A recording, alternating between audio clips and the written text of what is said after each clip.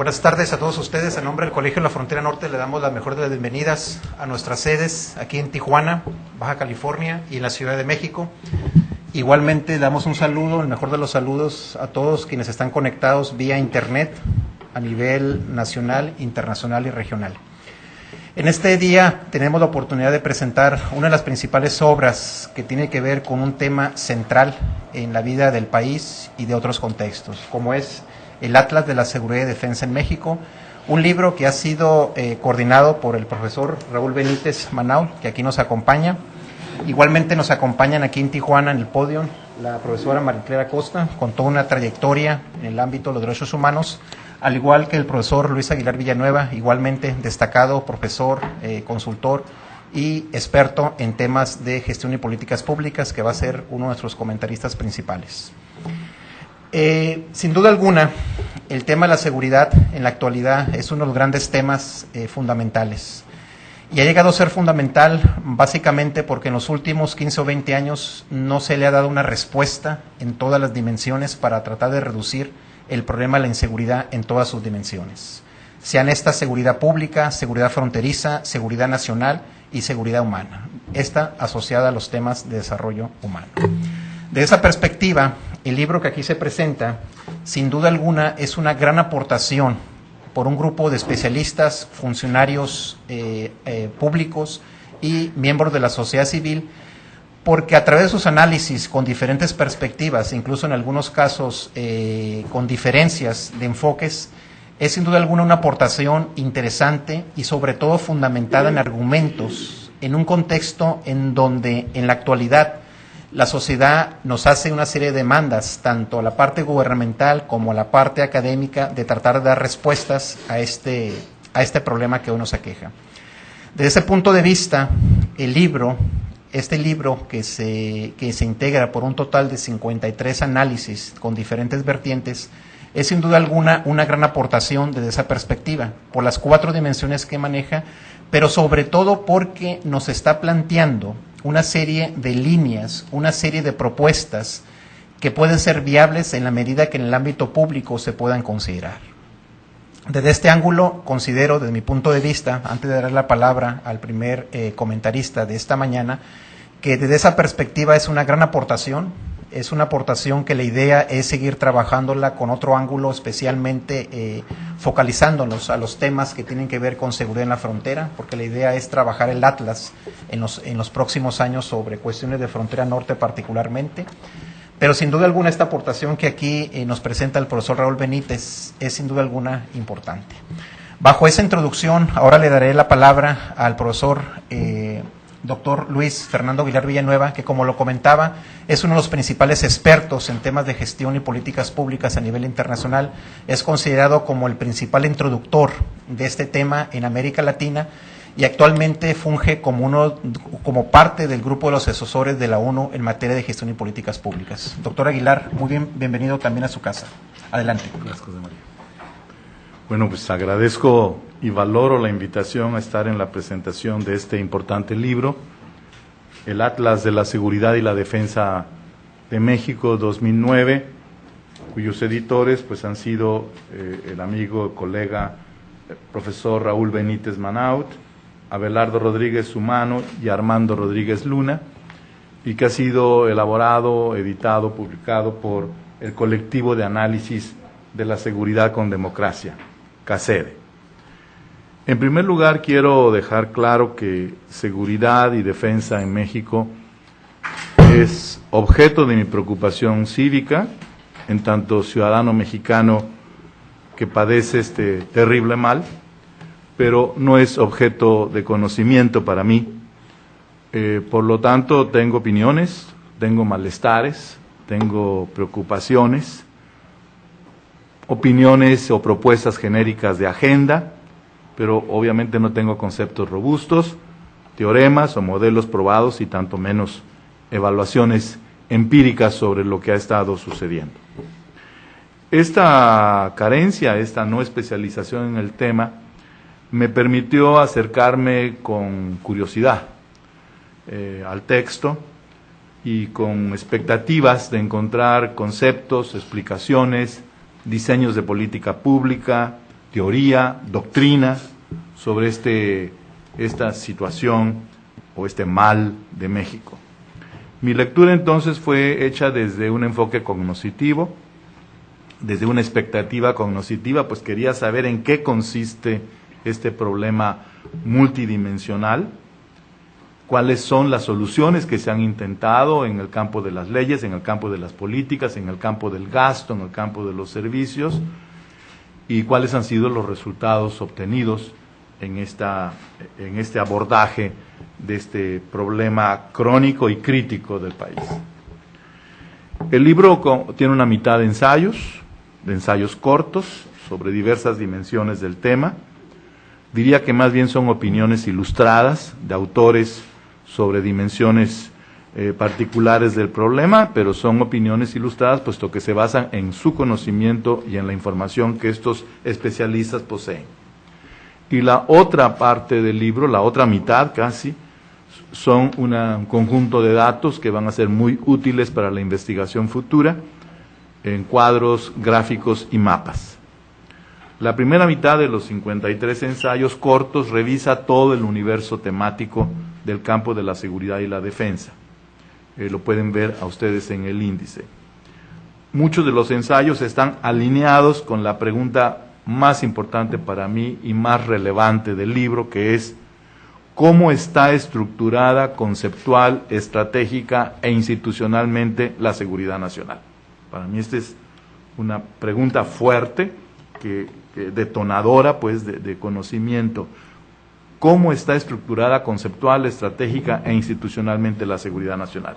Y muchos ensayos sí están alineados con esta pregunta y buscan darle respuesta desde sus enfoques temáticos. Y otros ensayos a veces siguen sus propias preguntas, sus propios intereses cognitivos o valorativos. La segunda parte, o la segunda mitad, de cuadros, gráficos y mapas, ofrecen información, a veces georreferenciada, a veces no georreferenciada, sobre puntos claves de la política de seguridad, tales como la estructura organizativa del Ejecutivo, el gasto público, el personal militar y civil asignado a tareas públicas de seguridad y responsables de esta, la población carcelaria, el número y tipo de delitos, y también datos sobre la percepción ciudadana sobre estos problemas. ¿Cuáles fueron mis reacciones? Voy a exponer 4. La primera, pues reconocer que existe una comunidad de investigación en el país sobre el tema. ¿Sí? No es fácil convocar a 53 investigadores con la calidad de esos ensayos. Existe una comunidad de investigación sobre el tema, esto es algo valioso. Hay personas, hay programas, hay instituciones académicas e instituciones civiles, redes civiles, dedicadas a la información sobre el tema y al conocimiento del tema. Puede ser entonces que muchos de estas personas, programas, instituciones, sean más informativos y descriptivos que analíticos. Igualmente lo pueden ver ustedes en los ensayos, hay algunos ensayos más descriptivos, otros más analíticos. Algunos son ensayos más propensos a cuestionar y a criticar más que a explicar, pero el hecho es que hay un acervo de conocimiento en diversos niveles que puede ser valioso y puede ser la referencia para el diseño de la política pública sobre seguridad y defensa que esperamos, ¿no? Esa fue mi primera reacción. Pues si quieren de tipo cognoscitivo, al menos cognitivamente no estamos tan mal, ¿no? Podríamos decir. El segundo punto es, al hacer una lectura dinámica de los artículos, aunque me detuve cuidadosamente en algunos, encontré algunas constantes de juicio entre los autores. La primera es como dramática, ¿sí?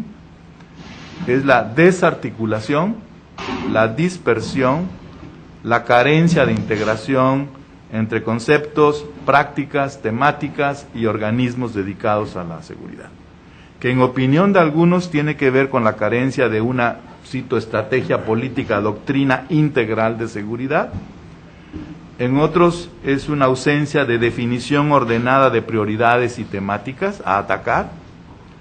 En otros, la falta de interdependencia entre los organismos dedicados a la seguridad directa o indirectamente, que no tienen agendas conjuntas, que no tienen un instrumental compartido, etcétera, etcétera.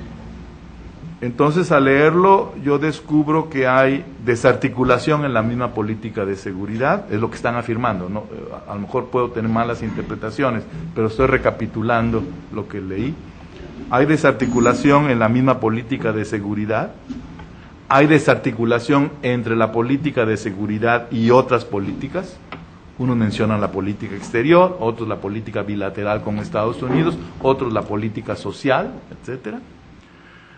Hay desintegración entre la política de seguridad y política de derechos humanos, ¿no? Así como hay desarticulación o desvinculación y a veces hasta acciones contrastantes y contradictorias entre las acciones coactivas militares y las acciones civiles, o entre las acciones del gobierno federal y los gobiernos estatales, entre el sistema policial y judicial, entre el legislativo y ejecutivo. Seguridad es entonces otro ejemplo de la fragmentación, pulverización, incoherencia de la acción pública del gobierno, no solo en este país. Yo vine a dictar un seminario para colegas profesores que tenía que ver con las corrientes contemporáneas de gobierno y gestión pública, y justamente uno de los temas era esta policy inconsistency o esta inconsistent governance, que está siendo el principal problema hoy de los gobiernos en el mundo, evidentemente en México. Hoy los defectos de la rectoría, de la gobernación o de la gobernanza estatal se ubica en su incoherencia, en su desarticulación, y al leer esto, pues para mí fue muy sintomático, ¿no? No es casual que muchos de los temas hoy contemporáneos de administración pública estén con la bandera de the whole of government, ¿no? O de joined up government, ¿no? O sea, un gobierno integrado, un gobierno coherente, un gobierno como un entero, ¿sí? Como una unidad ante la fragmentación, incoherencia e inconsistencia entre políticas, entre prácticas, entre temáticas, entre organismos, etcétera.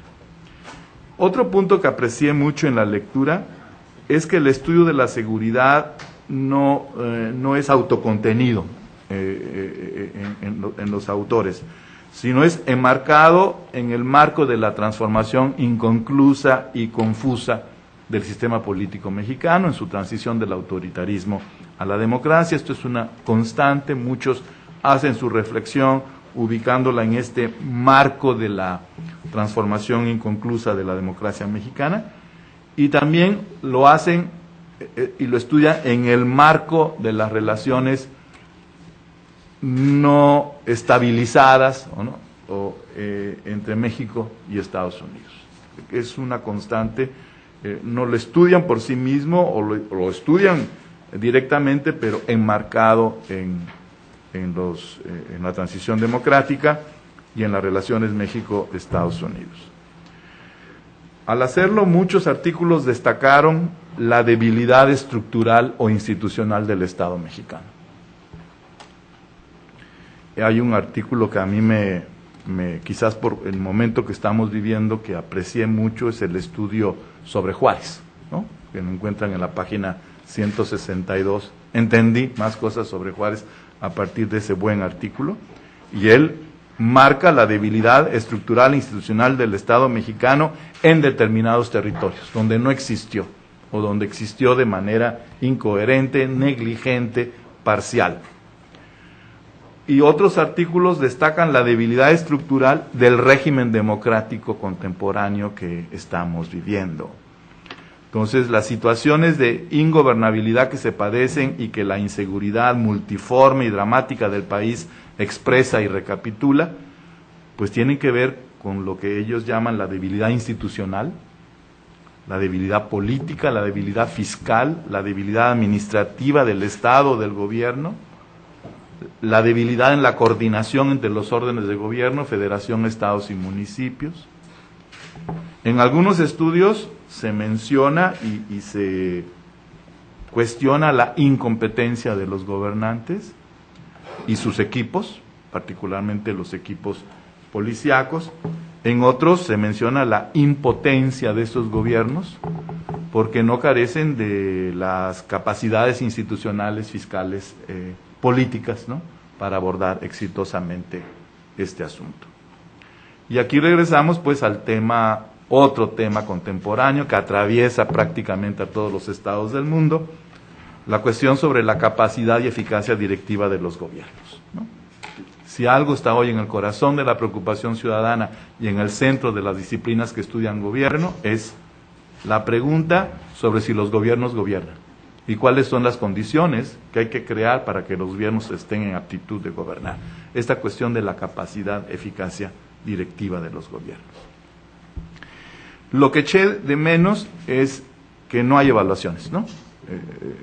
Quizás porque no se tenía la información, eché de menos las evaluaciones.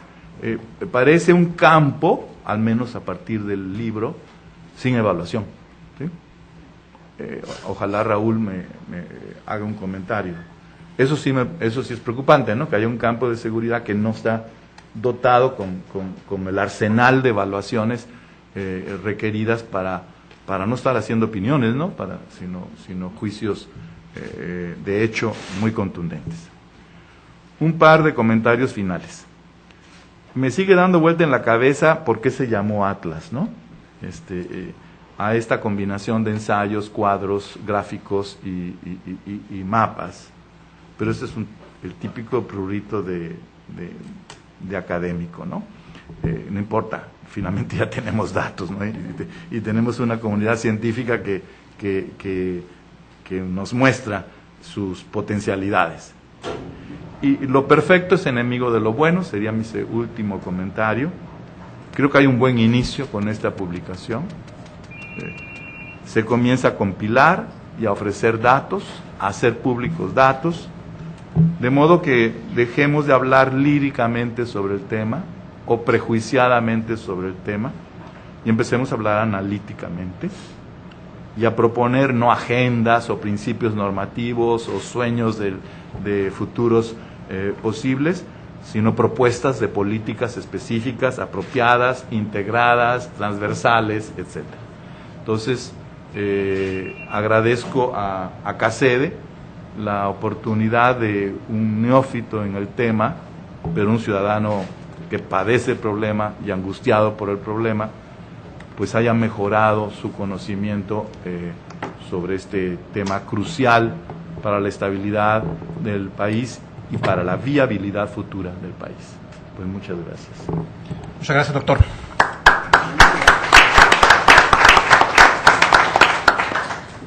Bueno, muy bien. Muchas gracias al profesor Aguilar por sus atinados comentarios sobre temas de gestión y gobierno, en donde se puede apreciar, si bien, como lo comentaba él de manera muy atinada, no una especialización sobre esos tópicos, sí una apreciación fundamentada en algunos conceptos de gestión y políticas.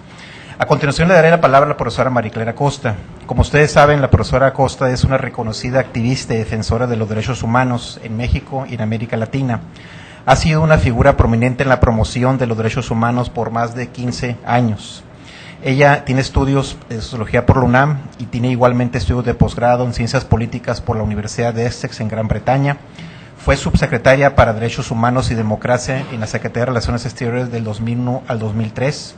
Fue igualmente también embajadora en Misión Especial para los Derechos Humanos y la Democracia en el lapso del 2000 al 2001.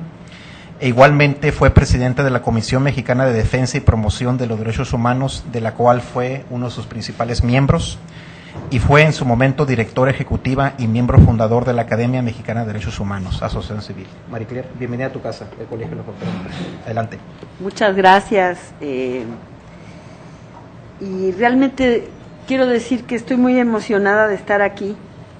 Tengo muchos años de oír hablar del Colegio de la Frontera Norte y pues estoy muy gratamente impresionada por la calidad de su trabajo, por sus instalaciones y por la importancia que tiene no solamente para nuestro país, sino para nuestra región. Además, tengo ya 24 horas de conversaciones realmente muy, muy agradables con mis colegas.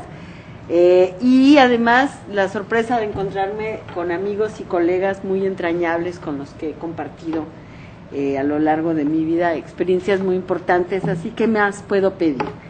Pero además quiero agradecer particularmente la posibilidad o la oportunidad que me brindan de presentar este trabajo, que me parece realmente muy importante, me parece un punto de partida esencial para quienes estamos preocupados justamente por las políticas públicas y por el desarrollo de nuestra muy precaria, muy deficiente y muy incipiente democracia, porque a pesar de que yo también comparto mucho de lo que acaba de decir Luis, sí es un primer paso para llenar un vacío de conocimiento abismal que tenemos en un país en donde abunda la información mediática sobre el tema de la seguridad y la problemática de la seguridad, pero hay una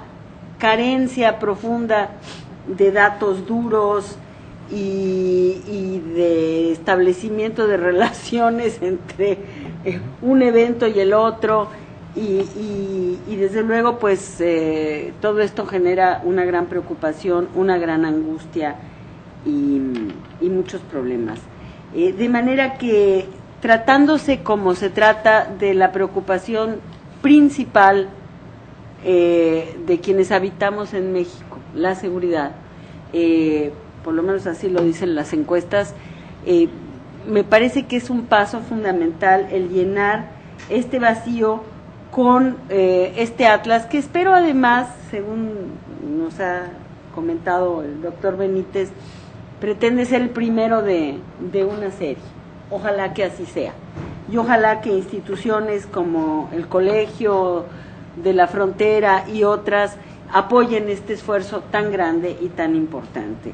Entonces, bueno, tenemos ya una fuente de información con datos duros, con una serie de opiniones y análisis, y que, bueno, nos empieza a permitir a quienes estamos o hemos estado en otras batallas que además son percibidas como contrarias al tema de la seguridad, nos empieza a permitir, o nos va a empezar a permitir establecer puentes y comunicarnos con esta comunidad que se ocupa de la seguridad. Bueno, yo no voy ya a hablar de la estructura del libro, simplemente decir que es una valiosa referencia y que ojalá que después se puedan hacer muchos atlas, no solamente con datos nacionales, sino con datos regionales y con conocimiento regional, porque urge.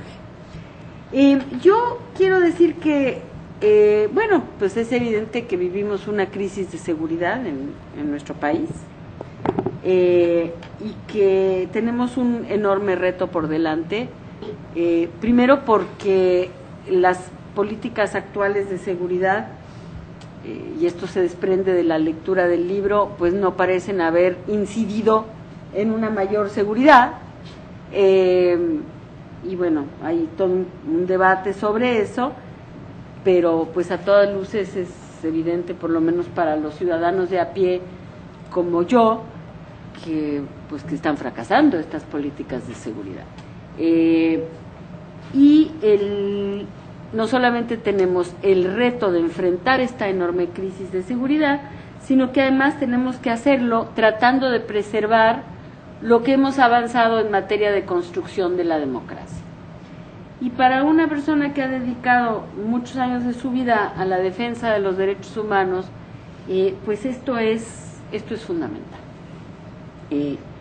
De manera, porque con las políticas de seguridad prevalecientes, al menos lo que alcanzo a percibir, estamos además de todo vulnerando gravemente la democracia y desde luego los derechos humanos. Ahora, desgraciadamente, por la forma en que se ha desarrollado el movimiento de derechos humanos y desde luego por las características y la prevalencia todavía de una cultura muy autoritaria en nuestro país, pues se percibe la agenda de los derechos humanos como absolutamente contrapuesta y contraria a la agenda de la seguridad. Más aún, es una opinión que leemos todos los días, que los derechos humanos benefician a los delincuentes. Antes eran los derechos humanos benefician a los subversivos, en otras partes del mundo los derechos humanos benefician a los terroristas, pero ciertamente hay toda una construcción alrededor de el antagonismo entre estas dos agendas.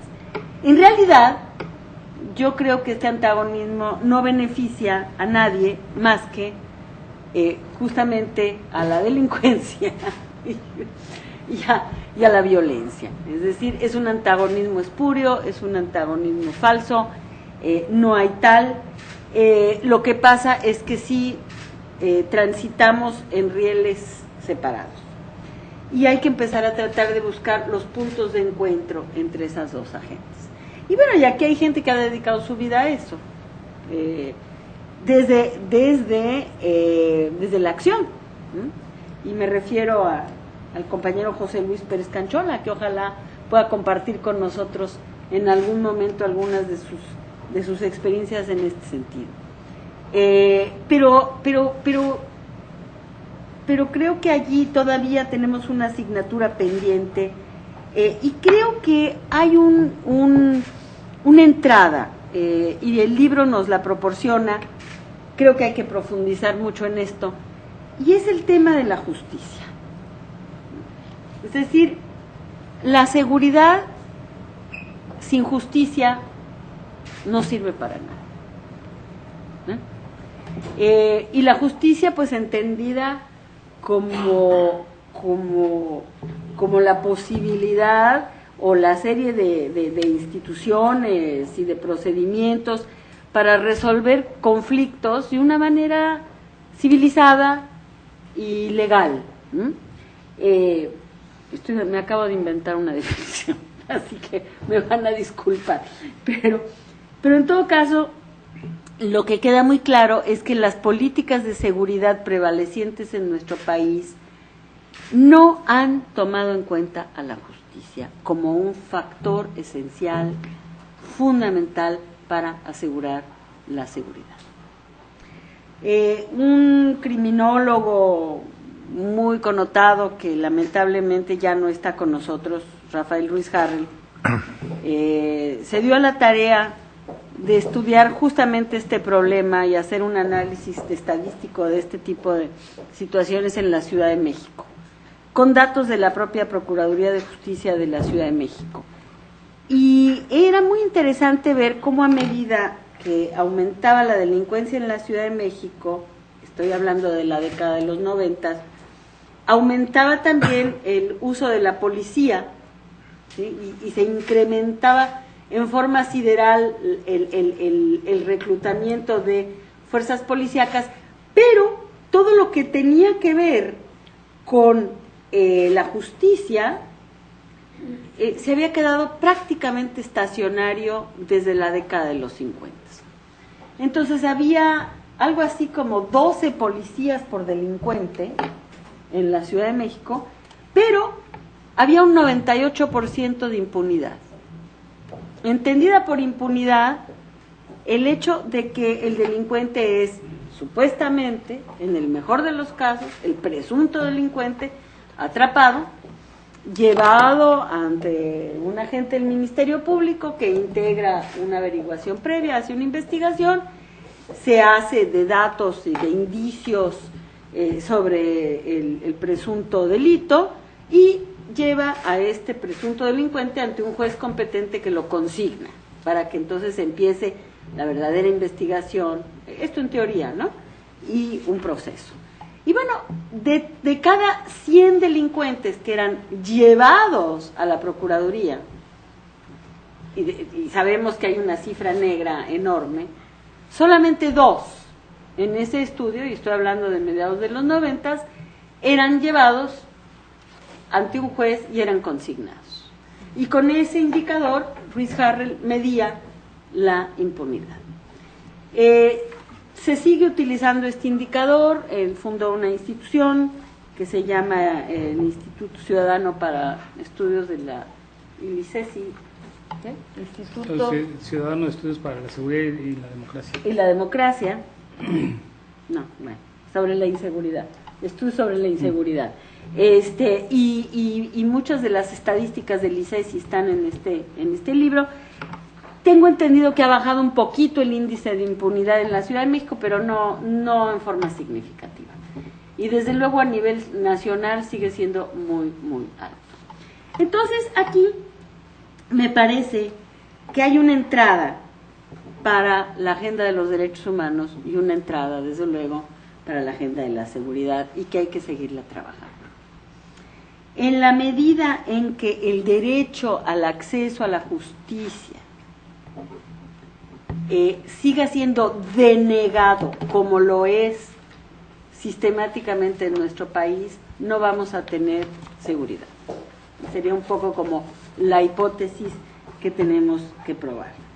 Y ciertamente si nosotros vemos las instituciones, si vemos las políticas de seguridad que se han implementado, pues son políticas de seguridad que privilegian la fuerza, pero no privilegian el desarrollo institucional.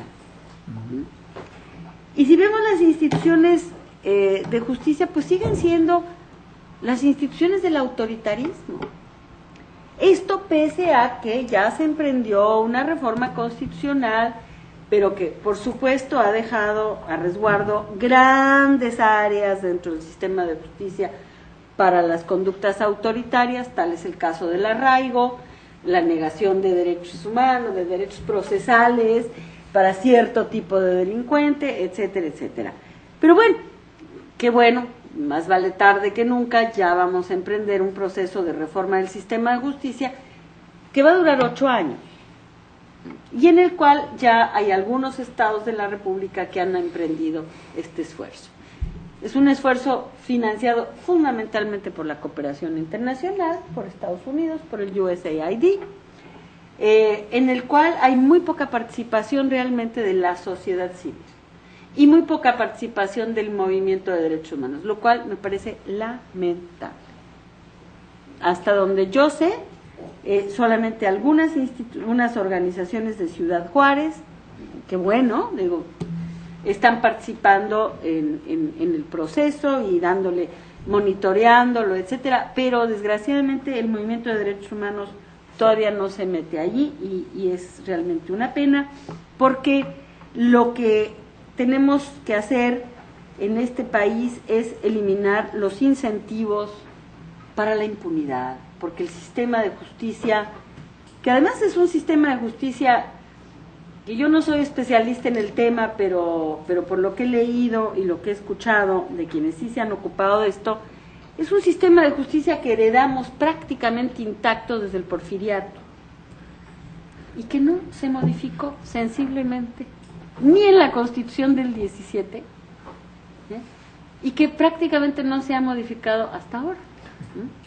Por ahí en 1931 hubo una reforma al Código Penal Federal, pero básicamente las mismas prácticas, los mismos conceptos, etcétera, etcétera, se han venido como adaptando a la realidad contemporánea. Entonces realmente es un sistema anacrónico, disfuncional, y es una de las principales causas de violación a los derechos humanos. Si ustedes revisan las estadísticas de las quejas que se reciben en las instituciones de derechos humanos, las comisiones estatales y todo, verán que, y esto ha sido así como consistente, pues son las policías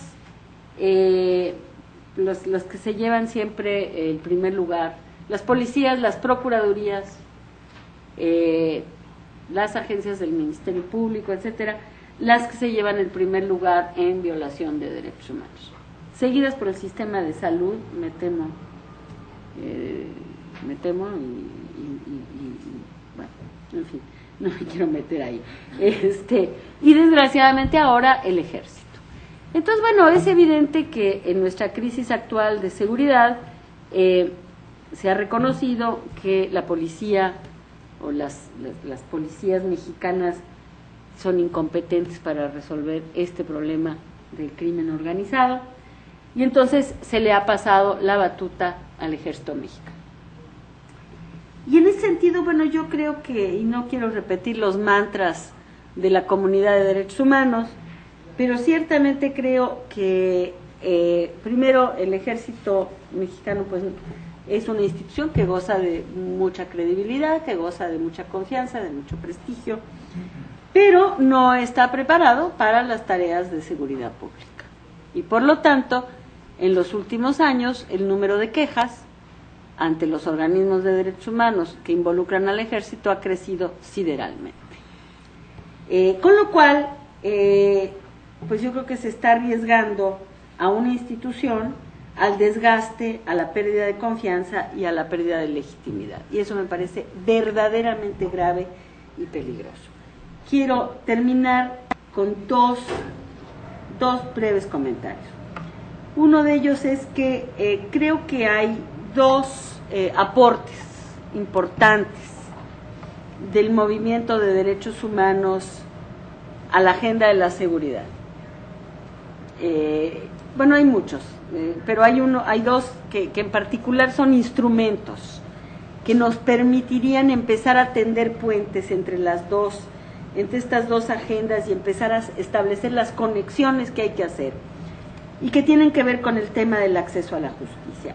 Y son dos sentencias emitidas por el máximo órgano de control de los tratados internacionales de los derechos humanos, que son los que realmente definen a los derechos humanos.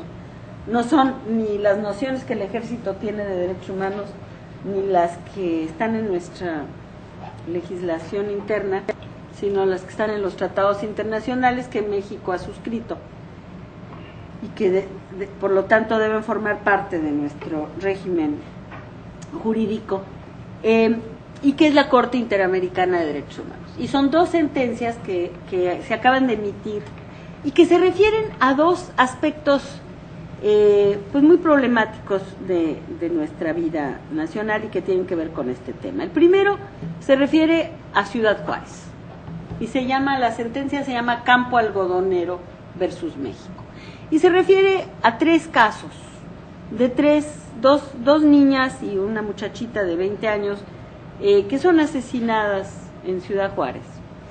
Y lo que analiza la sentencia es el absoluto colapso, la negligencia y la incapacidad estructural del sistema de justicia y del sistema de seguridad para hacer su trabajo.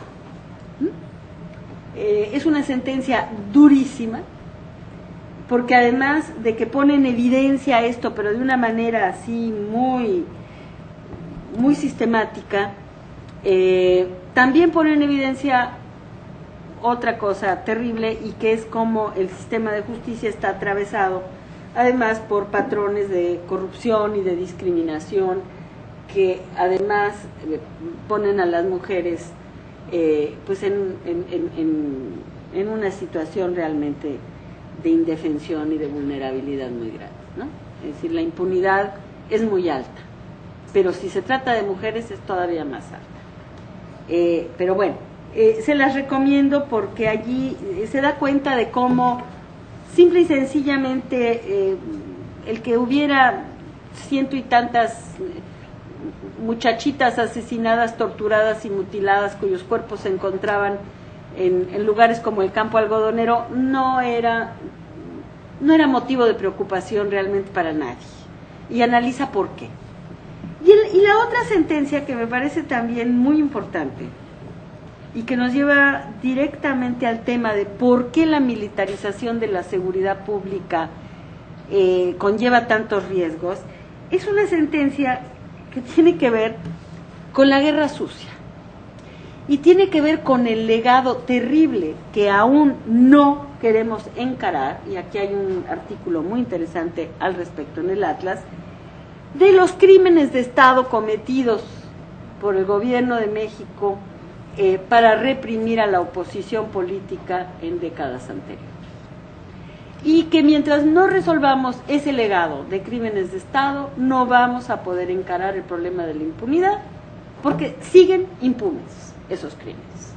Y los perpetradores de esos crímenes siguen siendo activos y además ahora tienen en sus manos muchas veces la seguridad y la seguridad pública. Entonces, esta sentencia es la sentencia del caso Radilla y también analiza, Rosendo Radilla fue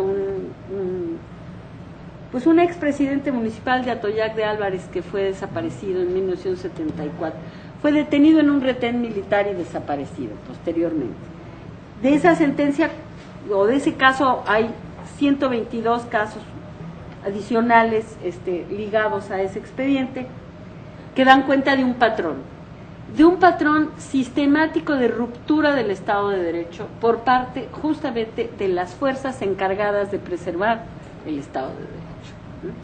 Y de la impunidad de esos perpetradores. Y lamentablemente va al corazón pues del ejército mexicano.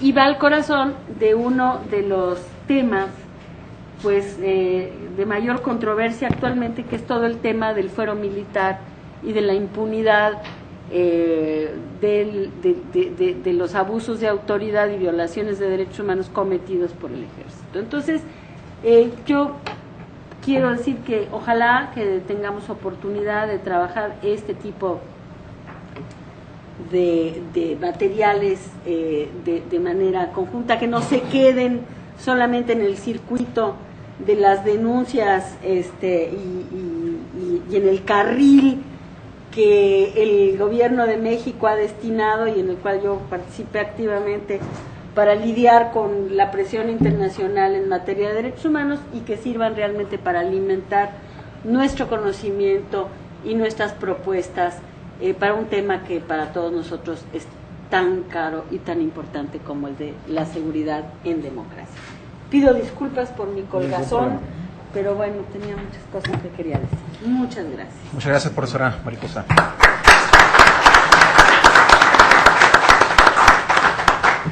Bien, muchas gracias a esta presentación de la profesora Maricela Acosta, donde sin duda alguna destacó temas relevantes como la relación entre seguridad pública versus derechos humanos, el tema de la impunidad y sobre todo uno de los grandes retos y que de cierta manera se plantea en el texto, ¿no? Cómo fortalecer el desarrollo institucional en un tema tan complejo y de gran impacto social. A continuación le daré la palabra a uno de los coordinadores del libro, como es el profesor Raúl Benítez Manaut.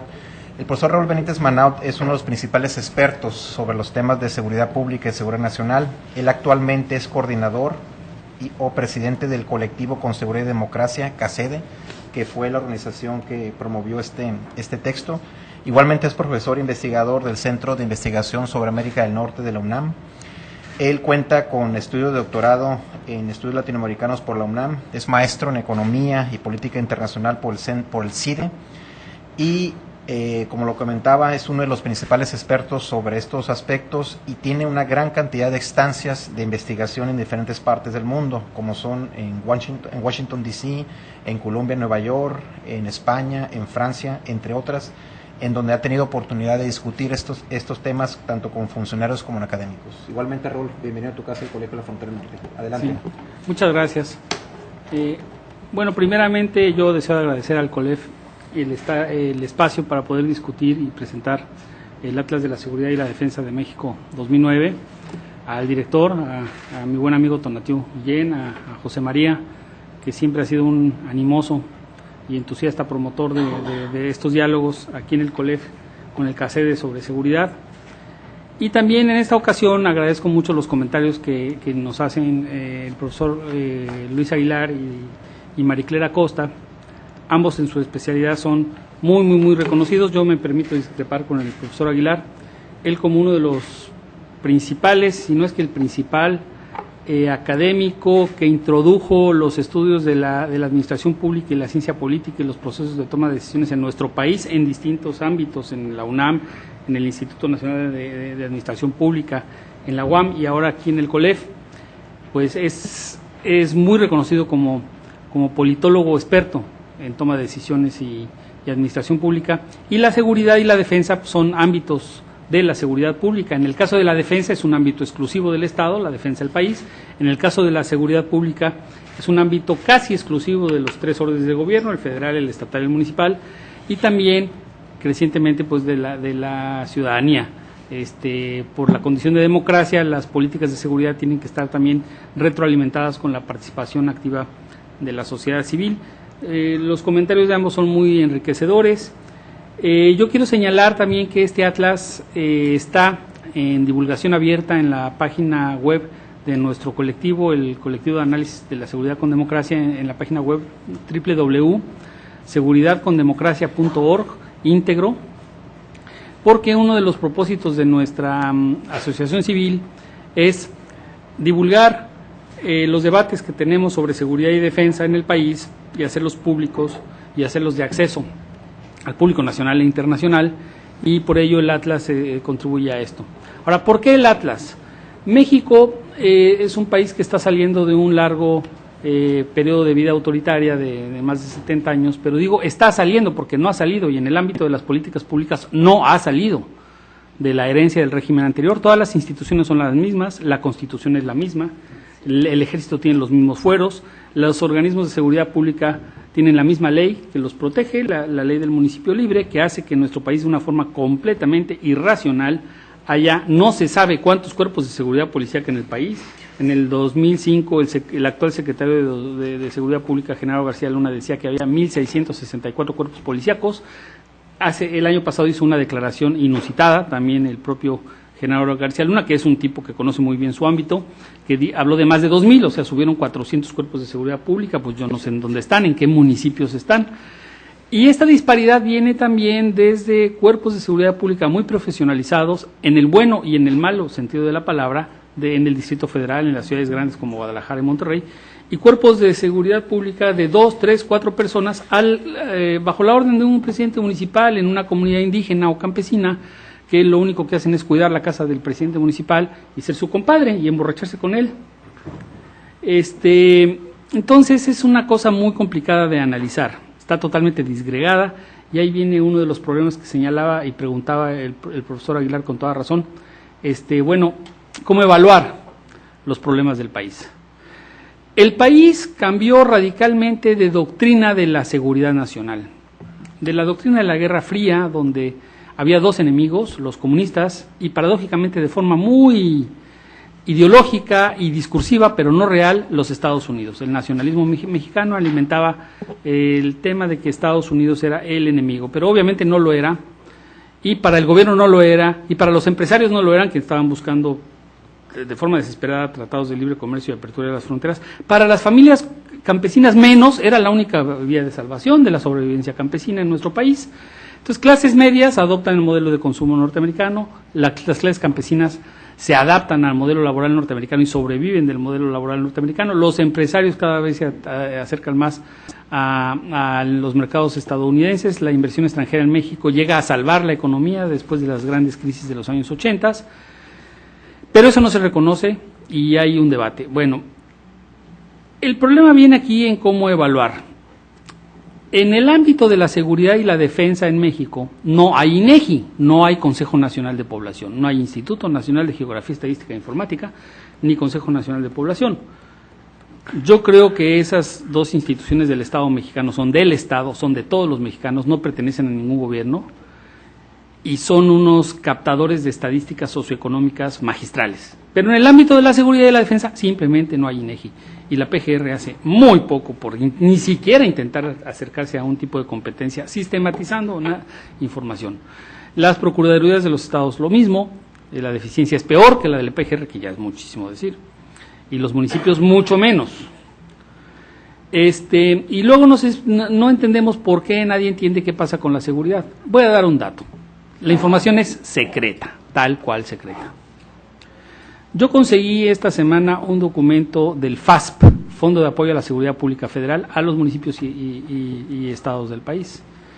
A Ciudad Juárez, la Cámara de Diputados, a petición de la Secretaría de Hacienda, a través del Fondo de Apoyo de Seguridad Pública, le habían asignado 85 millones de pesos. para gastos suplementarios en seguridad, para fortalecer las policías, etcétera. En noviembre se habían gastado 4. Bueno, y luego preguntan por qué Ciudad Juárez es dominada por los carteles del narcotráfico. Pero el dinero estaba entregado. Bueno, entonces, ¿quién se lo robó? ¿O en manos de qué bolsillo está? Y luego un gobernador dice que va a cambiar los poderes a Ciudad Juárez y le anuncia que va a construir un búnker de su gobierno estatal en Ciudad Juárez. Y bueno, y podemos sospechar, porque la práctica del sospechosismo ya se volvió parte de la ciencia política nacional. Y eso lo sabe muy bien el profesor Aguilar.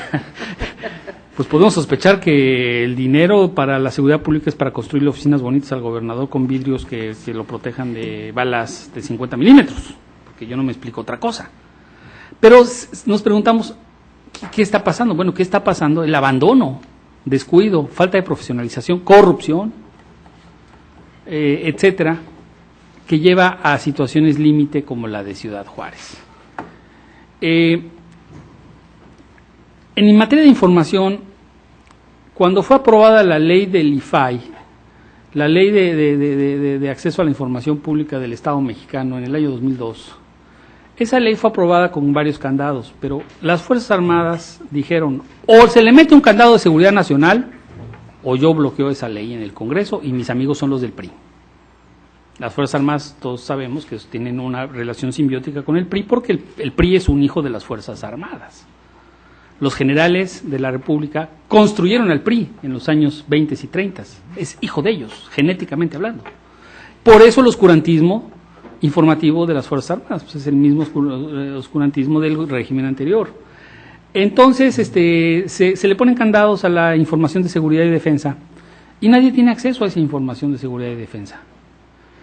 Y algunos periodistas acceden a documentos secretos que se los entregan los ministros o sus encargados de prensa para que hagan divulgación de información. Eso está de moda ahora con 3 o 4 periódicos, no voy a mencionar cuáles, todos los conocemos: Milenio, Excelsior, Reforma, Universal, Jornada, Crónica. Se la pasan divulgando documentos disque confidenciales de los gobiernos. Son confidenciales, pero se los pasan. Toda esa información está disgregada.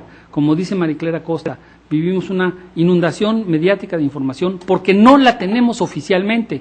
Entonces, el Atlas trata de responder a eso. Es una sistematización de información, más de 140 cuadros estadísticos de temas de seguridad y defensa, más de 50 gráficas y mapas. Entonces, por supuesto, lo que nosotros ponemos ahí no es completo, ni está sistematizado, porque es lo que encontramos, como lo encontramos, de quien lo encontramos. Paradójicamente, de la información más interesante viene de la prensa, algunas ONGs encargadas de los temas de seguridad y defensa, por ejemplo, el que ya se mencionó, el ICESI, que ha hecho estadísticas muy interesantes de cifra negra, de delitos, por ejemplo, y fuentes extranjeras.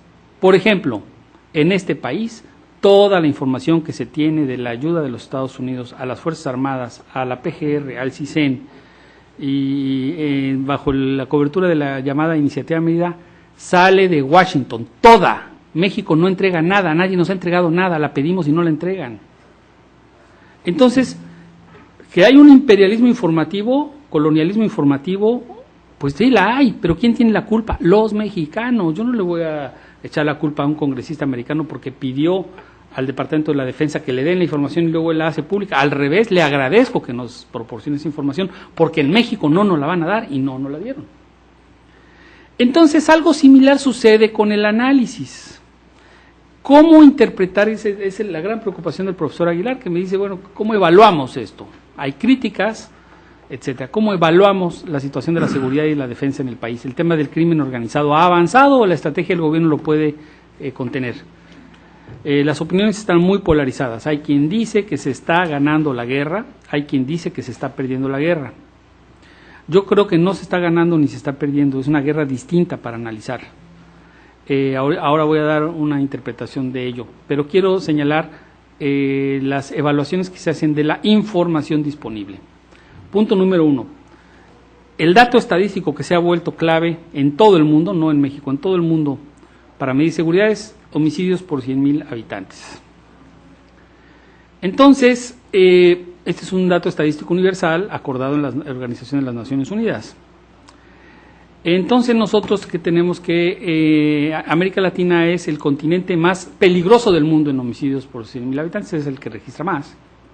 Uno que otro país africano está por arriba de eso, Sudáfrica, por ejemplo, donde va a ser el Mundial de Fútbol.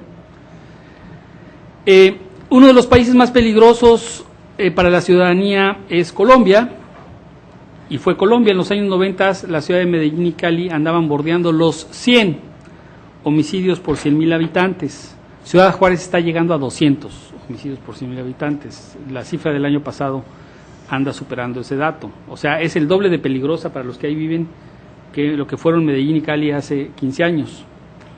Bueno, el promedio mexicano andaba por 22, por ahí del año 2000, y por las ejecuciones del narcotráfico se ha elevado a 26 o 27 homicidios por cada 100.000 habitantes.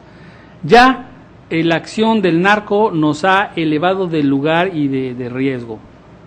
Bueno, entonces viene el tema de la evaluación cuantitativa. 4 periódicos del país están compitiendo y haciendo sus propios conteos, que se los agradecemos. Gracias a ellos sabemos un poquito la cifra. Milenio, Excelsior, Universal, Reforma.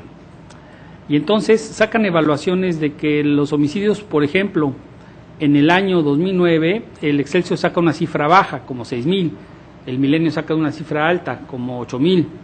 La evaluación del sexenio de Calderón, la cifra baja es 15.000, la cifra alta es 18.000.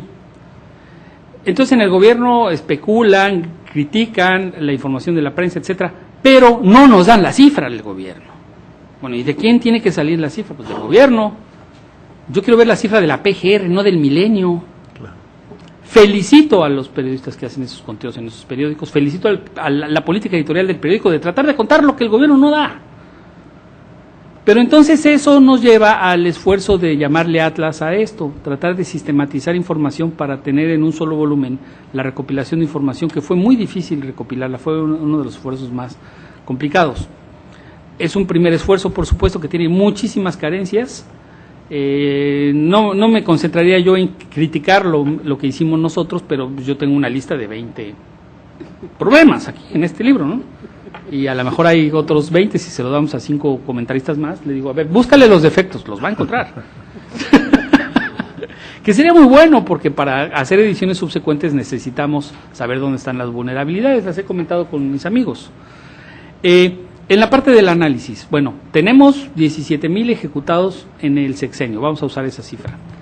Para el gobierno son indicador de éxito, para los críticos son indicador de fracaso. Se ha extendido la violencia, los carteles avanzan, etcétera, etcétera. El gobierno, ¿por qué dice que es un indicador de éxito? Porque ha golpeado ahora sí lo que antes no se hacía. Antes había convivencia con el narcotráfico, ahora se le golpea, ese es el argumento. Y los ejércitos de sicarios de los carteles entonces están acorralados y entonces se están matando entre ellos porque el gobierno está ayudando a acorralarlos. Por lo tanto, vamos bien. Algo de verdad puede haber ese argumento, pero no lo sabemos porque no sabemos el tamaño de los ejércitos de sicarios de los carteles.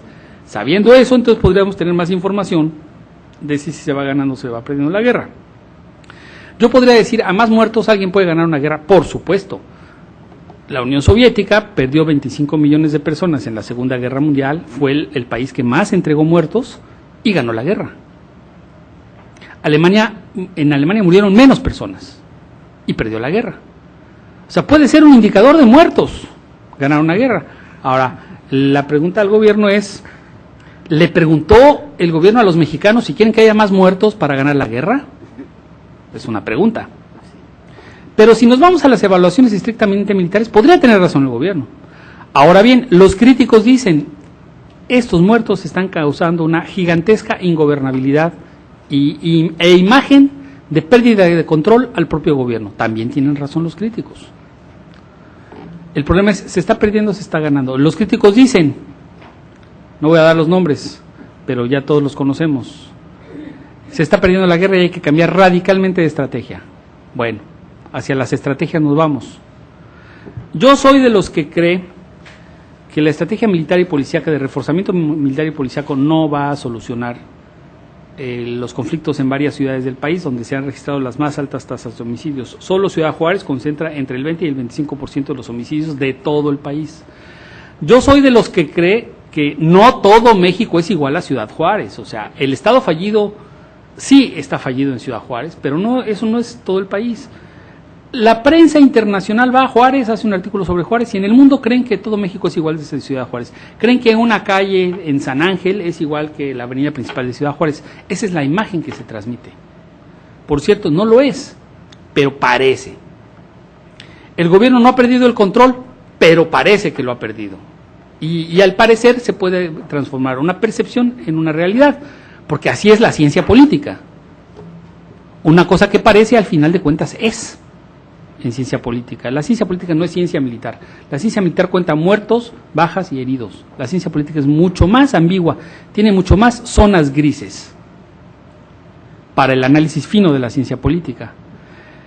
Entonces, yo creo que no solo hay que triplicar el pie de fuerza policíaco y militar en Ciudad Juárez, hay que triplicar los recursos de las 18 secretarías de Estado que existen en el gobierno federal y que tengan presencia en Ciudad Juárez. O sea, si una triplicación de los efectivos militares y el duplicar el pie de fuerza de la Policía Federal se da, pues pidámosle lo mismo a la SEP, a la Secretaría de Comunicaciones y Transportes, a la Secretaría de Desarrollo Social, etcétera, a la Secretaría de Hacienda que devuelva recursos captados por impuestos, a la Secretaría de Comercio que haga políticas novedosas para que reabran los comercios que están allí, una serie de condiciones para que efectivamente se muestre el concepto fuerza del Estado contra los poderes ilegales clandestinos que están destruyendo el tejido social del país y particularmente de ciudades del norte del país. Entonces, el concepto de fuerza del Estado que tiene el presidente Calderón y el secretario de la Defensa Nacional no son el mismo concepto en ciencia, hablando de ciencia política, que el concepto de fuerza del Estado que estoy usando yo aquí, y que es el que podría usar, por ejemplo, el profesor Luis Aguilar. Él no se acordará, pero yo fui su alumno, y entonces él fue mi maestro del gran teórico alemán de la sociología Max Weber, y Weber usa un concepto de fuerza del Estado, que fuerza del Estado es toda la fuerza del Estado, no solo la de 4 secretarías de Estado. Entonces, el problema es que la fuerza del Estado, primero, tiene que ser integral, o sea, con todos sus segmentos. Segundo, tiene que ser de largo plazo, no va a ser 4 meses, 6 meses, 1 año. Y luego, ¿qué? Aquí viene el parangón de Haití. Un terremoto destruye Haití. Por supuesto que si los haitianos durante 20 años tuvieran los recursos que están teniendo en este mes y en el mes que sigue, se puede reconstruir el país.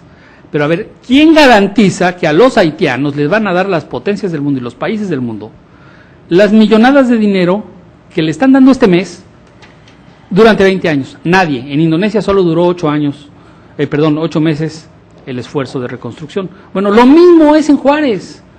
Va el presidente cada semana, el gobernador va a instalar allí sus oficinas.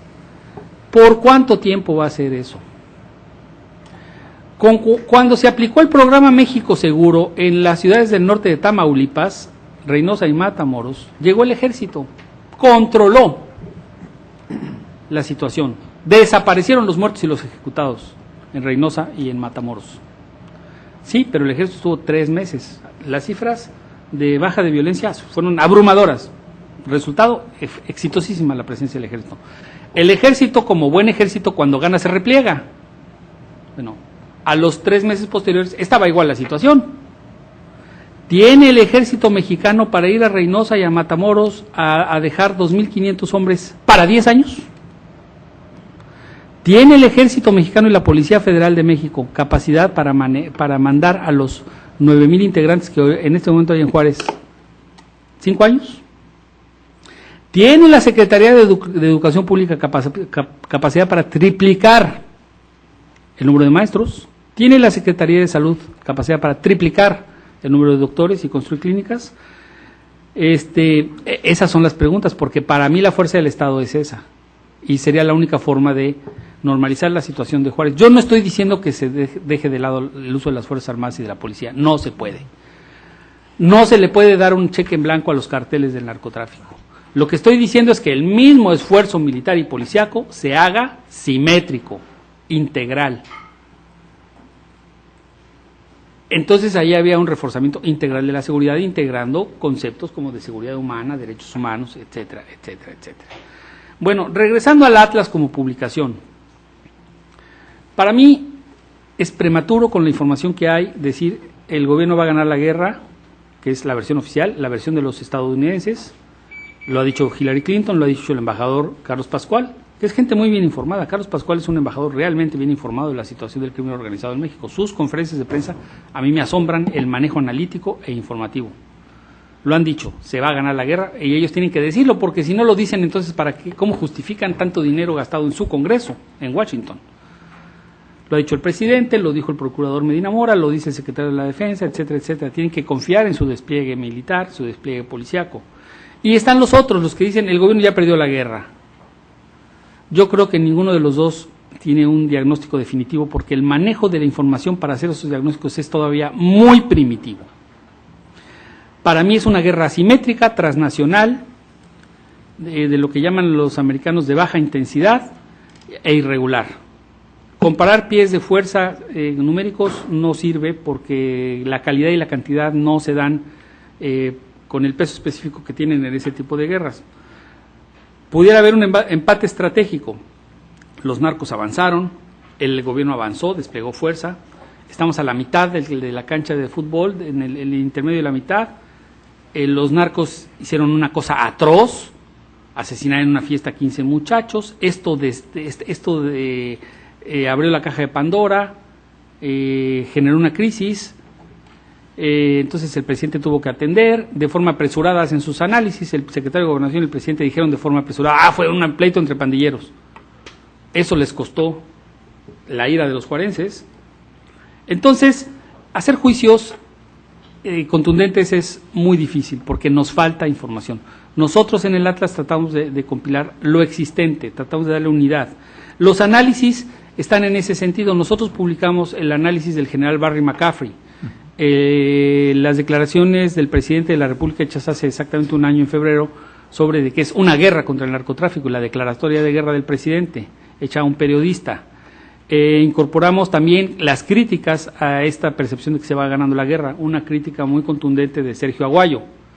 Entonces, es el objetivo del Atlas, poner un universo de opiniones a fin de que se le ofrezca al lector elementos para su propio criterio, pero sucede lo que señala el profesor Aguilar con toda razón.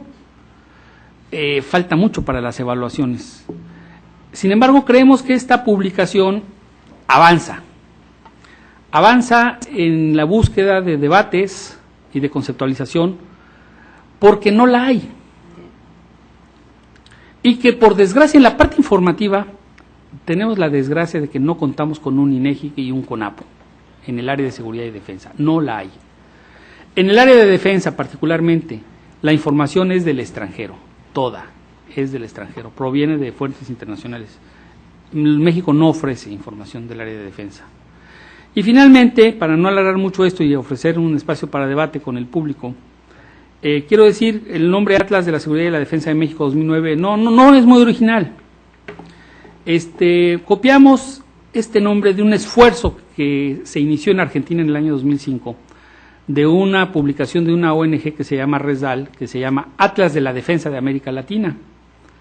Hay 3 ediciones del Atlas de la Defensa en América Latina. Tan carente estaba América Latina de información sobre temas de defensa, que esa publicación, originalmente un esfuerzo de un grupo de académicos latinoamericanos de todos los países, yo me encargué de la parte mexicana y por eso conocí el proceso de elaboración de la publicación, empezaron a llamarnos de los propios ministerios de defensa de todos los países a pedir el Atlas. Y entonces nosotros empezamos a cobrárselos a los ministerios de defensa. Señores, ¿quieren Atlas de la Defensa de América Latina en Buenos Aires? El correo cuesta y a nosotros nos costó mucho tiempo hacerlo. Mándenos $20 por Atlas. ¿Quieren 10? No, que 10 para el Estado Mayor de la Defensa de Bolivia. Pues mándenos $200. Es lo que cuesta el DHL. Luego el Ministerio de Defensa de Canadá se interesó porque organizó la reunión de defensa de las Américas y patrocinó la edición 2008 del Atlas en inglés, francés y español. De ahí, con la carencia que había y el éxito que había tenido esa publicación a nivel latinoamericano, a mí se me ocurrió plantearle al colectivo de análisis de la seguridad, bueno, hagamos uno para México, porque la carencia está peor, porque en otros países hay más información. Y de ahí sale la idea, y se llama Atlas. No es un Atlas como los de National Geographic, ojalá y lo fuera, pero es un Atlas pues a la latinoamericana, a la mexicana, con los esfuerzos disponibles, con la gente disponible, con la información disponible, y obviamente lo que queremos es avanzar en este tipo de productos editoriales en el colectivo de análisis de la seguridad con democracia. Muchas gracias.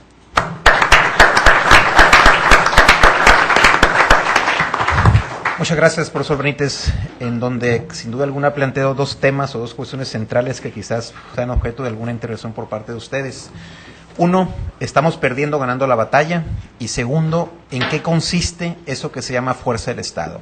Bien, abriríamos el espacio de las preguntas para Ciudad de México, nuestra casa COLEF. Les pediríamos que se presentaran con su nombre e institución, igualmente aquí en Tijuana. Adelante, está el espacio abierto para ustedes, para preguntas para tanto la profesora Mariquer Acosta, el profesor Raúl Benítez o el profesor Luis Aguilar Villanueva. Adelante, Ciudad de México, Tijuana. Bueno. Sí, adelante, Ciudad de México. Sí, Consuelo, adelante.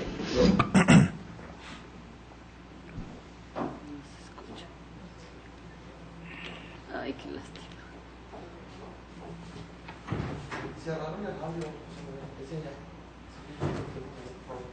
Si pueden abrir el audio, Consuelo, por favor. Sí. Muchas gracias. Adelante con la pregunta, Ciudad de México.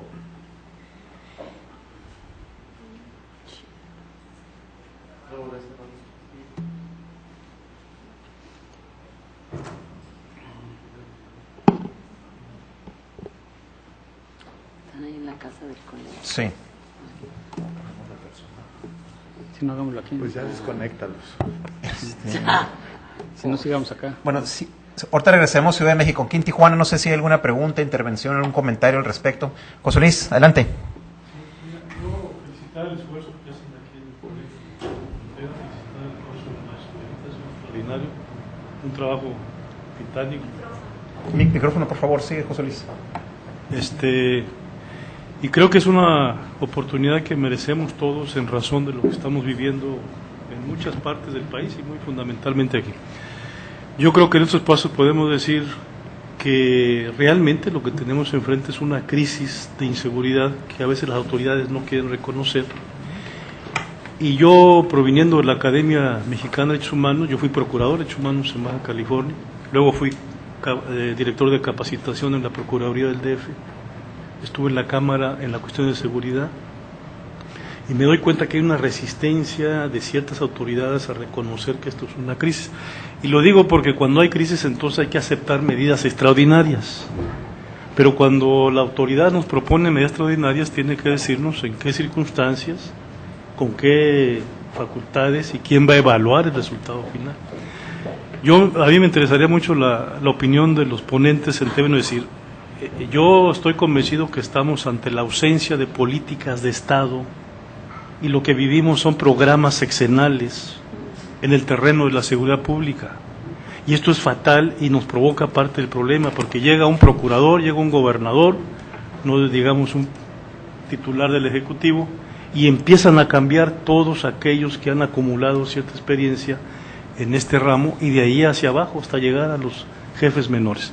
Miren, cuando se llegó al gobierno de la Ciudad de México, que yo fui parte de ese proceso, encontramos 500,000 expedientes en la Procuraduría de Justicia archivados, 55,000 órdenes de aprehensión pendientes de cumplirse, estoy hablando de diciembre del 97. Me acuerdo del tema porque hace poco me topo con un funcionario aquí de la Procuraduría y le pregunto sobre este tema que a mí me interesa.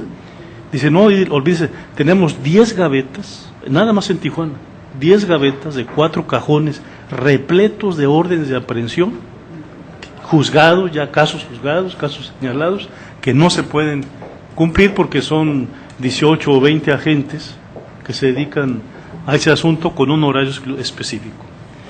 Miren, Yo soy convencido que en este país ha fracasado las propuestas de servicio de carrera y profesionalización de los cuerpos de seguridad. Más o menos son 400,000 policías, que ustedes deben saber esto mejor que yo. Y a veces se avanza, lo planteó Cedillo ahí en el Museo de Antropología, hace muchos años, lo planteó Fox con mucha insistencia, incluso con recursos, y ahora esta administración se echó abajo todo eso, en razón de que cualquier agente, cualquier ministerio puede ser despedido sin responsabilidad para el Estado, en razón incluso de señalamientos y pérdida de confianza. Servicio de carrera es una demanda que debe estar presente en el caso de los cuerpos de seguridad y en la justicia. La guerra. Yo soy de los que piensan que fue un error declarar la guerra al narcotráfico, y sí puedo decir desde mi punto de vista que la estamos perdiendo. ¿Saben por qué? Porque más del 65% de estos muertos son jóvenes entre 16 y 28 años. A mí no me interesa si son de un lado o de otro lado. Es la juventud de este país la que está cayendo en este asunto, y en ese sentido, por supuesto que estamos perdiendo la guerra. Estuve en una conferencia en Sinaloa con bandas hace 22 años, y ¿saben qué nos dijo un joven? Dice: nosotros preferimos vivir poco, pero bien, y no muchos años en la miseria, como nuestros abuelos y nuestros padres. En esa conferencia yo me di cuenta que había muchísimo que hacer, pero que no teníamos gobierno para hacerlo, y miren lo que está sucediendo. Había indicios de esto desde hace 15, 20, 25 años, los que tenemos muchísimo en el asunto de derechos humanos. Sabemos que ahí estaban los elementos para poder generar políticas públicas, como dice el maestro, pero no se hizo. El ejército tiene 125,000 deserciones en estas últimas 2 administraciones. Yo estuve en la presentación del secretario de la Defensa, privada por cierto, en la Cámara de Diputados, y dijo: son deserciones y es un delito, y no los perseguimos porque no hay cárceles donde colocarlos. Es decir, este ejército que está ahorita no es el ejército profesional que conocíamos en este país. Los capacitan en 3 meses aceleradamente, solo en la cuestión física y de armas, y se van a los frentes de batalla a todo el país. O sea, con mucho respeto, todos sabemos la historia de este ejército, pero ahorita es una emergencia que también les ha ganado a ellos, y para cubrir esas deserciones de más de 100 y tantas mil, están incorporando jóvenes sin capacitación en derechos humanos, sin conocimiento de garantías, muchos de ellos nada más dispuestos a disparar. Es más, aquí en Tijuana, y muchos de aquí lo sabemos, el presidente municipal autorizó y dio la orden de disparar a matar a sus agentes municipales en razón de la situación que estamos viviendo. Y lo dijo abiertamente, el director de seguridad también. Están autorizados a disparar a matar ante la menor provocación. Y hemos tenido muchas de estas muertes que luego las autoridades presentan como responsables y miembros del crimen. O sea, es gente inocente. Aquí hay bandas, les debo decir, yo no sé en otros lugares, que para ingresar a ellas, el ritual es salir a la calle y ejecutar a alguien al azar. Eso ya está sucediendo en Tijuana. Y yo estoy de acuerdo, las autoridades ni saben, ni entienden, ni tienen los diagnósticos suficientes para generar una política pública que le haga frente a esta crisis. Yo creo que lo que han planteado me ha animado a decir todo esto. Hay muchísimas cuestiones interesantísimas en lo que ustedes han planteado. Hay que conocer con mucho cuidado el Atlas. Felicito al colegio, pero sí creo que hay mucho que hacer. Pero que lo que ya está sucediendo ahorita nos permite pensar que ya hay políticas que se pueden y se deben empezar a implementar, pero primero atacando lo que ustedes decían, la impunidad sobre todo, pero también lo incapaz, lo inútil de muchísimos políticos que han llegado a estos puestos que deciden la situación de seguridad y que no entienden ni saben. Les debo decir, muchos funcionarios de la ciudad, incluyendo el alcalde, viven en San Diego ya. El secretario de Seguridad Pública se va a dormir allá. ¿Y la ciudadanía? Y uno dice, ¿en manos de quién estamos? Yo lo digo en cualquier plática, en Tijuana no hay gobierno. Y aquí lo que domina es esta violencia. Disculpen y muchas gracias. Sí, muchas gracias, José Luis Pérez Canchola. Adelante, Ciudad de México, ahora sí. ¿Ahora sí nos escuchan? ¿Sí nos escuchan? Sí, adelante. Sí. Bueno, básicamente quisiera, retomando algunos de los puntos de la estructura del documento, comentaron sobre la dificultad que había para obtener información a través de las fuentes oficiales. Mi pregunta es, ¿qué rol jugó en la búsqueda de acceso a la información el sistema que ofrece el Instituto Federal de Acceso a la Información Pública, si se utilizó como un medio para acceder a la información de fuentes oficiales y cuáles fueron las respuestas y el alcance de la información obtenida en la elaboración de estadísticas que están presentándonos. Bien, muchas gracias. No sé si hay otra pregunta en Ciudad de México. Sí, un momento. Adelante. Sí, mi nombre es Gustavo Castillo, soy reportero del periódico La Jornada. Yo quisiera preguntarle a doctor Maná, si puede explicar, una vez con la elaboración de este atlas, ¿cuál es la perspectiva que tiene del narcotráfico ahora con respecto a hace 20 años? Porque tenemos aparentemente bandas más violentas, tenemos distintos jefes del narcotráfico. Entonces, que podrían plantearnos cuál es este panorama, porque la cosa está bien en términos estadísticos, pero ojalá esto pudiera darnos un panorama de la violencia de lo que está ocurriendo no solamente en el ámbito gubernamental, sino también criminal. Gracias. Muchas gracias. No sé si hay otra pregunta en Ciudad de México para aprovechar el espacio. Sí, adelante. Yo, como reportero del canal de noticias Efecto TV, para preguntar también al doctor Raúl Benítez, en relación a, bueno, él que es especialista precisamente en Fuerzas Armadas, la participación de la Marina en lugares donde se supone no tendría jurisdicción, como fue el caso de Morelos, para tratar de detener al capo de los Beltrán Leiva, donde este murió, y bueno, se dice que el Estado respondió de una forma similar a como le hace el narcotráfico con estas imágenes que se difundieron del capo de la droga. Ahí, ¿qué tan importante es que también esté haciendo la Marina este tipo de acciones o se va en el proceso? Y también, precisamente, ¿cuál es la perspectiva que se tiene para poder desarrollar no solo algo completo en Ciudad Juárez, sino en todos los demás estados de la República donde se tienen problemas similares de narcotráfico, ya veces Sinaloa, Michoacán, Guerrero, que en cualquier parte del país tiene una fuerte presencia de los cárteles de la droga? Muy bien, muchas gracias. Adelante, Consuelo, adelante.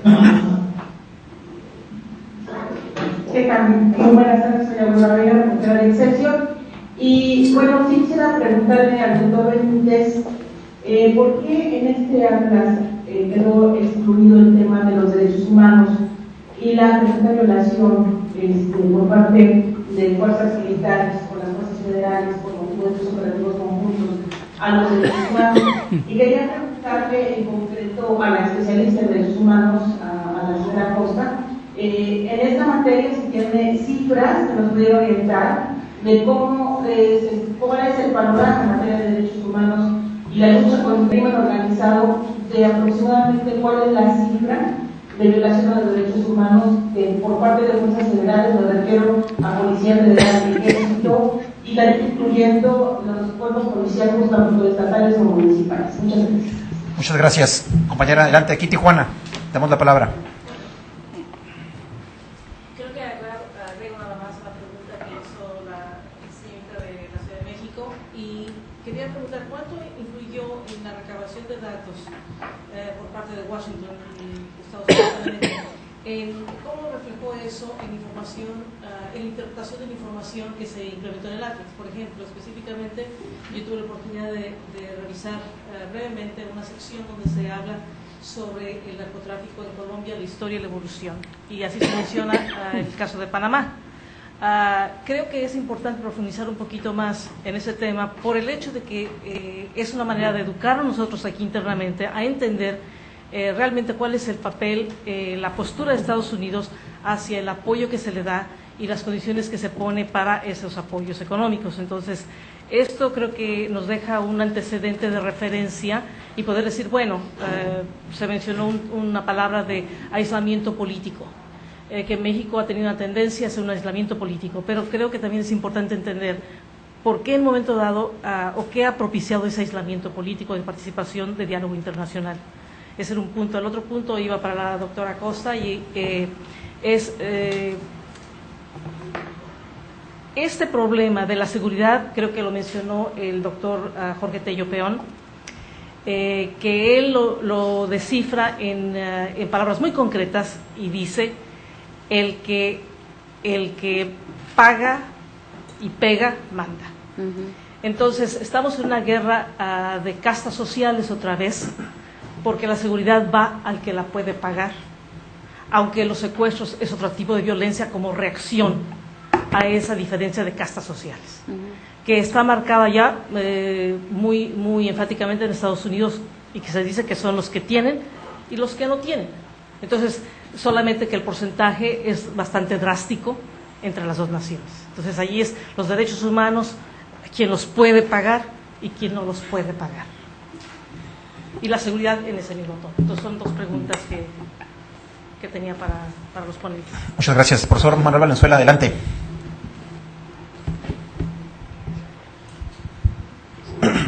Sí, muchas gracias. Felicito al profesor Benítez por este esfuerzo, a los participantes, y agradezco los comentarios del profesor Luis Aguilar y de María Pilar Acosta.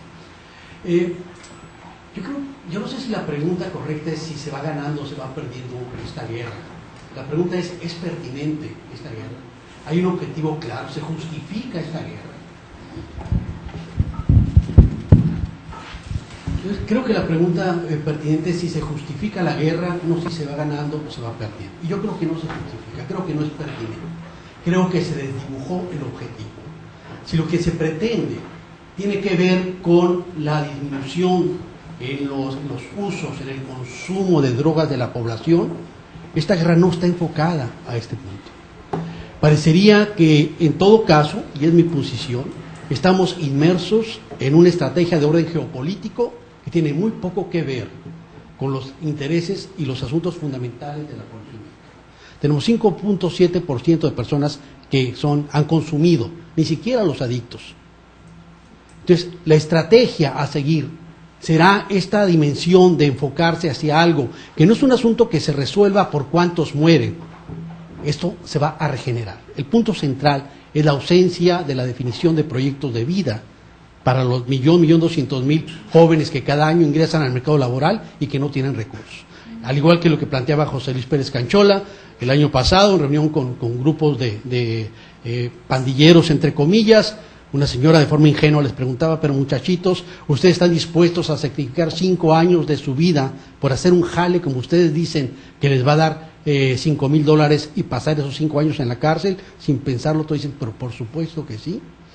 Y entonces aquí el punto al que voy es que tampoco creo que es correcto el planteamiento de que como si fuera el Estado o las fuerzas del Estado que están actuando actualmente frente a los narcotraficantes. Mi punto de vista es que estamos viviendo una permeabilidad tal que no hay banda que no incorpore a elementos inscritos a los ámbitos institucionales, que es la otra discusión que habría que tener. Entonces, si cuando el general Sergio Aponte Polito, el encargado de la seguridad aquí en Baja California, nos dice y públicamente escribe, no confíen en ningún organismo policial, todos están infiltrados. Y el procurador contesta algo que no tiene desperdicio, dice, sí es cierto, mi institución está infiltrada, pero no es la única, es parte de los tiempos democráticos que vivimos, textual. Entiendan eso desde esta lógica.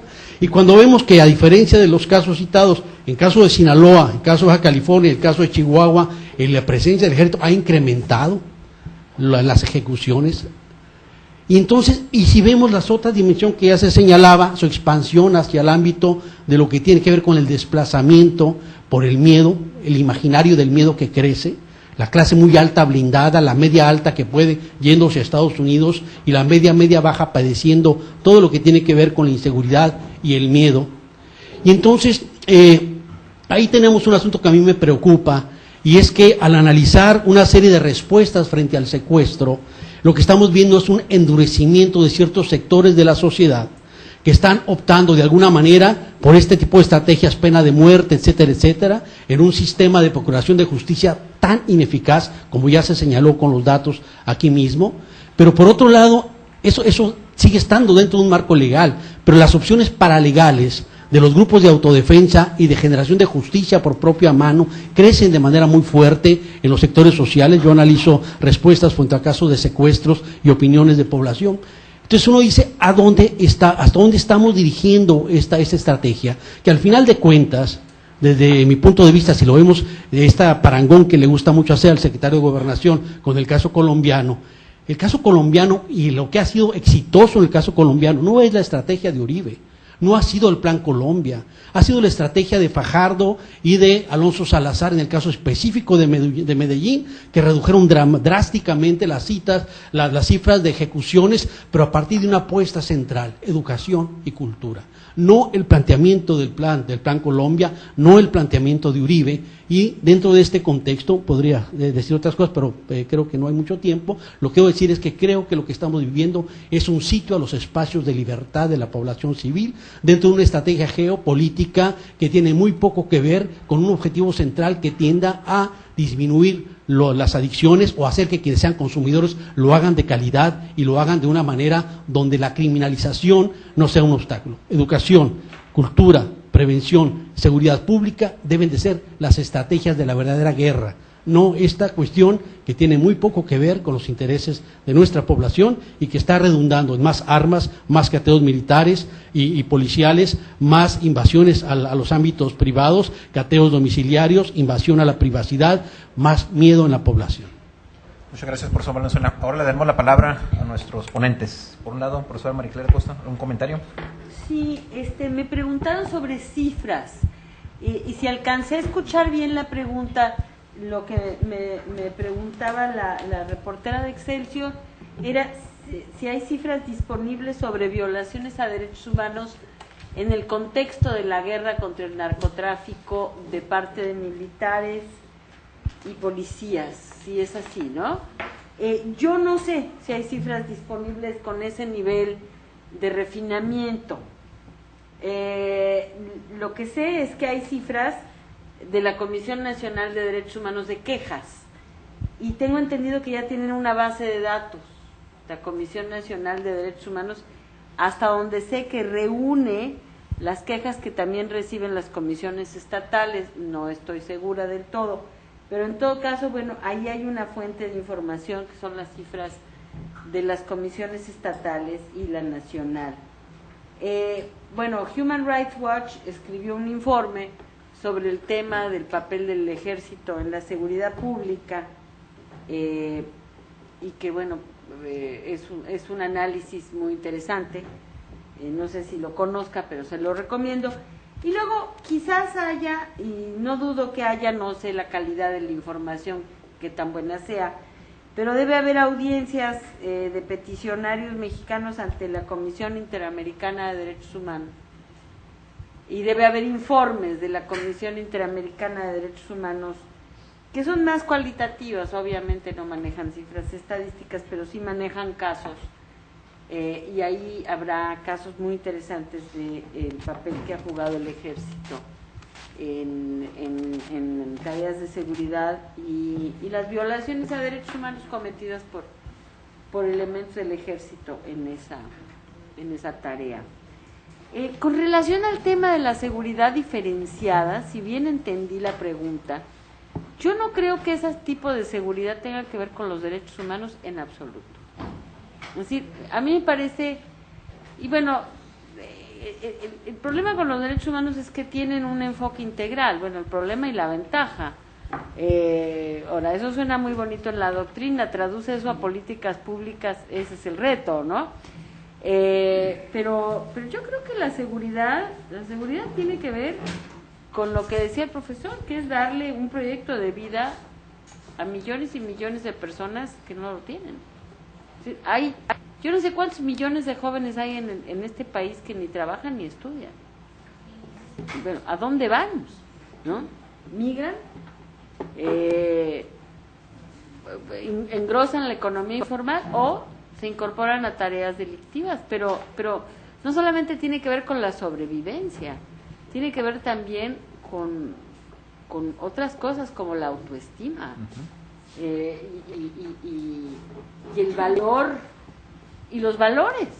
Y ciertamente yo recuerdo hace muchos años haber escuchado un testimonio de unos antropólogos en Brasil que describían lo que había sido el funeral de unos niños sicarios en una de las favelas de Río de Janeiro, y las elegías que les cantaban a esos niños sus compañeros, y tenían una estatura heroica, era una cosa impresionante. Y esos niños sabían perfectamente bien que iban a vivir 15 años o 10 años o lo que fuera, pero iban a morir como héroes. Entonces, yo creo que hay muchas cosas en las que nos tenemos que asomar y que tienen más que ver con los derechos humanos que el poder contar con un servicio de seguridad privada que además, bueno, pues es fuente de mucha inseguridad, ¿no? Además, es decir, la cantidad de secuestros y de delitos que se cometen a ese nivel es muy grande. Entonces, yo no sé, tengo opiniones, no tengo mucho conocimiento al respecto. Bueno, muchas gracias. Adelante, profesor Raúl Benítez, con sus comentarios. Sí, bueno, hay muchos comentarios, habrá que resumir. Del IFAI sí solicitamos. No es solicitar solo al IFAI, uno solicita al IFAI, el IFAI solicita a las dependencias contestan lo que les da la gana cuando se les da la gana. Normalmente se tardan 3 meses, 5 meses, etcétera. Nunca nos entregaron nada sustantivo, menos la PGR y la Sedena. Pero entonces optamos por pedirle a la persona que más ha luchado por la transparencia informativa y cambiar las normas del Estado mexicano para entregar información, que es la propia comisionada presidenta fundadora del IFAI, María Marván, una contribución, y nos las escribió, y para mí es uno de los artículos más ricos del Atlas. Nos platica ella en ese artículo los obstáculos para que las dependencias del gobierno entreguen información, los candados que hay y las incongruencias y contradicciones. A ella misma nos dijo, hay una gigantesca cantidad de peticiones hechas a dependencias del gobierno que yo las hago para probarlas, y me dicen no hay, es secreto, y les encuentran en handbooks de la ONU, en periódicos, etcétera, y ella les contesta, oye, pero en la ONU ya lo publicaron así, no, esto no puede ser seguridad nacional porque está publicado así en la ONU. Entonces ella narra eso y es uno de los artículos más ricos. De la pregunta de cómo era la guerra hace 20 años del narcotráfico, pues está el artículo de Bruce Bagley aquí, que explica cómo se pasa el poder de los narcotraficantes de Colombia a México. Entonces no voy a detallar esa mutación. Simplemente en los 70s era marihuana y heroína, en los 80s marihuana y heroína, y empieza la coca. Los 90s es la cocaína, se trasladan las riquezas de los colombianos a México por la guerra en Colombia. Y en el año 2000 es marihuana, opio y heroína, cocaína y ahora metanfetaminas. Ahora, de cifras, pues, todas son súper contradictorias, pero si solo tenemos que uno de los business, metanfetaminas, se le encuentran a un chino $200 millones en su casa, pues estamos hablando solo de uno de los business de una persona que lo hace, pero hay más personas que lo hacen y hay 4 business, no uno. Entonces, pues imaginemos las cantidades. Solo imaginemos porque no hay cifras, ¿no? Pero la mutación va así. Luego, derechos humanos. Yo estoy de acuerdo, el Atlas tiene, la parte de derechos humanos es corta. Habría que hacer un Atlas de los derechos humanos en México y no nos la acabaríamos porque tendría como 5,000 páginas, ¿no? Nosotros no estamos en posibilidades de hacer eso ahorita, ni financiera, ni nada. ¿Cuántos investigadores se necesitan para hacer un Atlas de los derechos humanos en México a nivel nacional? ¿Con qué proyección histórica lo haces? Si bajas la información a los años, a 1900 o a 1950 o al 68 o a la Guerra Sucia o lo que se quiera, por estados, por municipio, por rubro, y viene el gran problema. ¿Qué es una violación a un derecho humano? Lo platicábamos informalmente nosotros. Lo que el ejército entiende como una violación a los derechos humanos es distinto que lo que el gobierno, sectores del gobierno lo entienden, lo que los organismos internacionales lo entienden y lo que las ONGs mexicanas lo entienden y que las ONGs internacionales lo entienden. Simplemente decir, hay una violación de derecho humano, para el ejército no es violación de un derecho humano. Todo lo que suceda en retenes, excepto disparos que ya provoquen una herida o un homicidio, no es ninguna violación de derechos humanos. Ellos están haciendo su trabajo. Ni siquiera le dan curso a ninguna queja. Cuando para la ciudadanía puede ser un abuso de autoridad muy importante que altera toda su vida cotidiana. Y hay muchísimas quejas por abuso de autoridad que ni siquiera se registran como violación de derecho humano, ni en la Comisión Nacional, ni en las estatales, ni nada.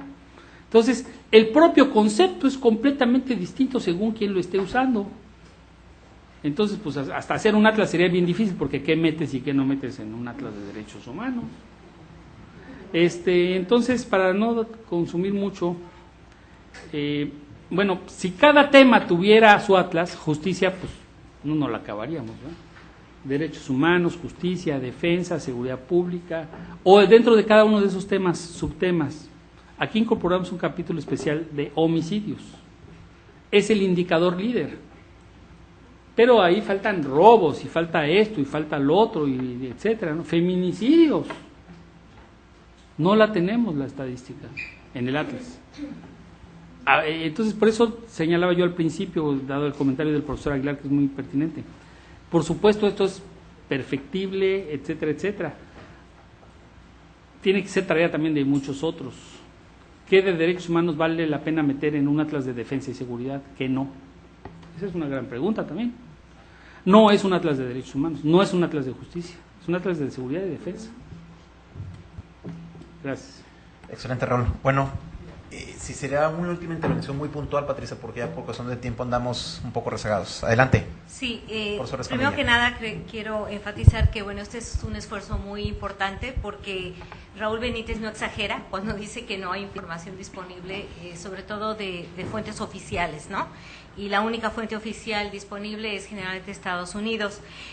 Por eso quiero recalcar que el Colegio de la Frontera Norte puede y debe jugar un papel fundamental en esta producción de un atlas regional, ¿no? De la frontera norte, porque tenemos ventajas comparativas por nuestra ubicación, por nuestra infraestructura, por nuestro cuerpo de investigadores, y creo que es esencial para México y para Estados Unidos y el resto del mundo que se junten todos estos datos estadísticos que nos pueden ayudar a tener una mejor idea de lo que es la situación de inseguridad nacional y pública en la frontera norte y que contribuyan a hacer la evaluación adecuada para hacer propuestas de políticas integrales más adecuadas. Gracias. Muchas gracias. Bueno, pues a nombre del Colegio de la Frontera Norte le damos las gracias por haber participado aquí en Ciudad de Tijuana, igualmente a nuestros colegas en Ciudad de México. Muchas gracias y seguimos en comunicación. Hasta luego. Muchas gracias.